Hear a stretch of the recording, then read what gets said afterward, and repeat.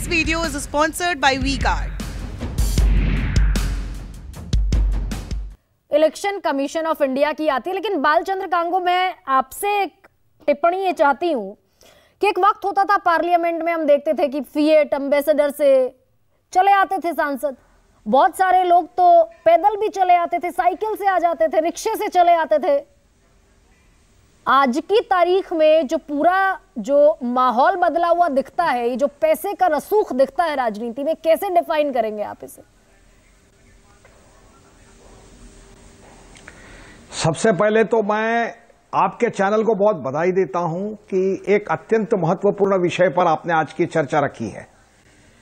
हमारी जमहूरियत यानी लोकशाही के सामने ये बहुत बड़ी चुनौती है और अब तक हमारे पार्लियामेंट में 4 कमिटियां इसके लिए अपॉइंट की गई थी। सबसे पहले कमिटी थी कॉमरेड इंद्रजीत गुप्ता कमिटी जो थी, उन्होंने ये कहा था कि भाई इलेक्शन का सभी खर्चा जो है वो गवर्नमेंट ही करे, इंडिविजुअल को कोई हक न दे। लेकिन उसके बाद भी कुछ नहीं हुआ। 3 कमिटियों ने अब तक यही बात कही है कि भाई खर्चा जो है इलेक्शन का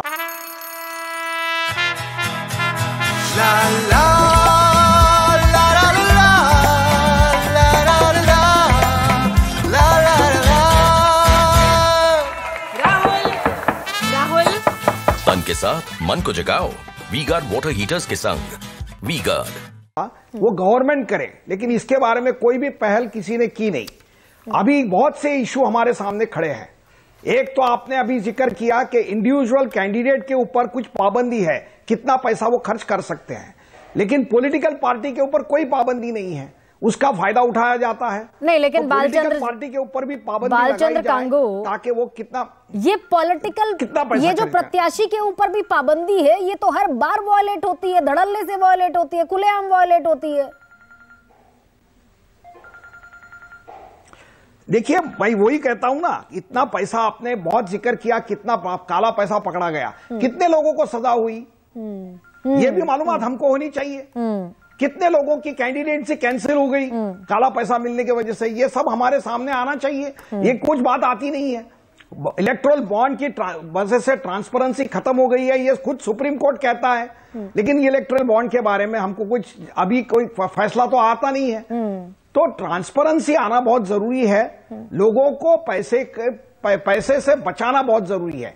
अगर हमारी जमहूरियत को इसी तरह से खरीदी का एक व्यवहार बना दिया जाए तो मैं समझता हूं कि धीरे धीरे लोगों की जो भावना है इस जमहूरियत के बारे में, डेमोक्रेसी के बारे में, लोकशाही के बारे में, वो खत्म हो जाएगी और जिन पार्टियों को यह खत्म करना है वो उसमें काफी कामयाब हो जाएगी, ऐसा मुझे लगता है। नहीं, अभी की स्थिति इलेक्शन क्या बालचंद्र कांगो, बस एक छोटा सा रिएक्शन इस पर और चाहती हूं मैं कि क्या ओवर द इयर्स स्थितियां सुधरने के बजाय और बिगड़ती हुई दिख रही हैं क्या?